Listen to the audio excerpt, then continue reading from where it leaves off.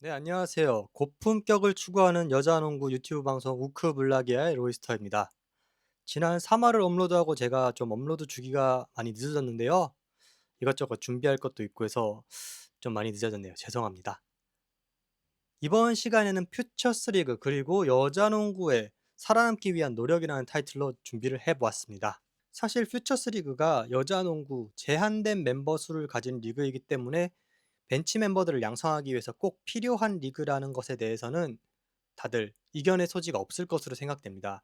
하지만 시즌 중 순위 경쟁이 치열하고 또 부상 등이 발생했을 때 로스터 인원이 너무 제한적이다 보니까 이 퓨처스 리그를 운영하는 데 많이 힘들었었는데요.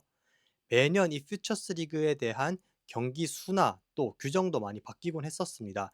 예를 들자면 어떤 해에는 본 경기 시작 전에 예를 들어서 오후 7시 경기면 오후 2시에 경기를 치른다던가 진행하기도 했었고 어떤 해에는 국가대표 차출로 시즌에 브레이크가 생겼을 때 짤막하게 한다든지 매년 바뀌었던 것이 나름 혼란이었습니다. 그리고 이제 경기 시작 전에 했을 때는 부상 선수 등이 발생하거나 해서 로스터가 굉장히 얇아졌을 경우에는 하루에 선수들이 두 경기를 뛰는 웃지 못할 우픈 일이 많이 생겼습니다. 사실 이거는 네, 여자 농구의 슬픈 현실을 보여주는 그런 단편이라고 볼 수도 있겠습니다. 그렇기 때문에 이번 시즌 새롭게 치러지는 퓨처스 리그가 많은 여자 농구 팬들에게 관심을 사고 있는데요. 일단 7월 2일부터 7월 10일까지 또 하나의 썸머컵 같은 느낌으로 치러집니다. 기존 WKBL 6개 팀에 더해서 해외의 4개 팀을 초청해서 10개의 팀, 나름 국제대회로 격상됐습니다. 초청받은 4개의 해외팀은 도쿄 하네다, 몽골과 싱가포르의 국가대표, 그리고 일본 대학 선발로 구성되어 있습니다. 이 10개의 팀이 A조, B조로 나뉘어서 4강 및 결승을 치르는 그런 시스템이 되었습니다. 그렇지만 이 WKBL의 퓨처스 리그 관련해서 이번 시즌의 확장이 조금 아쉽다는 의견도 많이 나오고 있습니다. 첫 번째로 아쉬운 점은 U19와 겹친 스케줄인데요. 체코에서 열리는 FIBA U19 농구 월드컵으로 인해서 일부 멤버들이 대표팀에 차출되었습니다. 그렇기 때문에 뭐라고 해야 될까요? 특급 유망주들 같은 경우에는 국가대표로 차출되었기 때문에 조금 그 점이 아쉽다고 할 수 있겠습니다. 그리고 두 번째는 만성적인 로스터 부족으로 인한 그 문제라고 할 수 있겠는데요. 사실 이건 어제 오늘 일도 아니고 내일도 똑같은 문제가 될 그런 로스터 부족이라는 사태입니다. 사실 퓨처스 리그의 목적이 어린 선수들에게 기회를 준다는 점인데 이렇게 국가대표 U19로 멤버들이 빠지고 하니까 어린 선수들은커녕 주전 멤버들도 뛰어야 할 그런 상황이 되었습니다. 예를 들어서 국내 선수 11명 중에 국가대표로 3명, U19로 1명이 차출된 신한은행도 있고요. 또 정말 슬픈 일인데 하나은행 같은 경우는 로스터가 딱 6명밖에 없습니다. 이로 인해서 유망주 육성이라는 취지가 좀 퇴색되는 것이 아닌가 하는 우려도 있습니다. 그렇지만 이 퓨처스 리그와 관련해서 호평받는 부분들도 분명히 있습니다. 첫 번째로는 볼거리가 또 하나 풍성해졌다는 점입니다. 아무래도 해외 팀들이 참가하다 보니까 더 매치업이 풍성해졌고 대회 규모도 커졌다는 점입니다.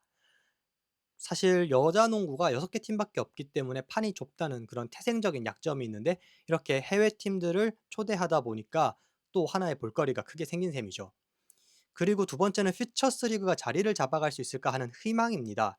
사실 매년 자리를 잡지 못하고 이렇게 저렇게 떠도는 신세 같았던 퓨처스 리그가 이번 퓨처스 리그 해외 초청 팀들을 하면서 10개의 팀이 참가하는 대회로 격상되면 꾸준히 이어질 수도 있다는 그런 가능성이 있습니다.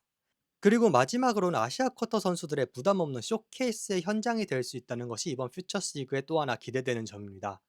아무래도 10명의 선수 중 7명이 WKBL 미경험자다 보니까 팬들 역시 이들의 실력을 궁금해하고 있습니다.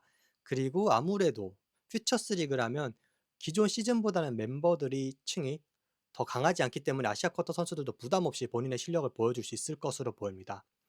실제로 박정은 감독 같은 경우에도 아쉽게도 나카자와 리나 선수가 불참하게 됐지만 경력자인 나츠키는 괜찮지만 리나는 가능하면 좀 합류해서 보여줬으면 하는 이란 코멘트를 남겼을 정도로 부담 없이 아시아 쿼터 선수들이 이번 퓨처스 리그를 통해서 데뷔를 할 수 있을 것으로 보입니다. 사실 마지막으로 제가 말씀드리고 싶은 것은 아직 여자 농구가 아직도 부족한 점은 사실입니다. 하지만 살아남기 위해 열심히 노력하고 있다는 점은 좀 인정을 해줬으면 하는 부분이 있습니다.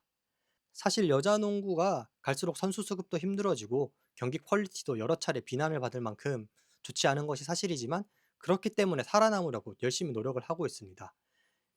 외국인 선수를 도입하지 않기로 하면서 더 실력이 낮아지지 않는가 하는 우려도 있기 때문에 이렇게 종종 여자 농구 해외 팀들을 초청해서 교류를 하는 것은 굉장히 좋다고 저는 생각하고 있습니다.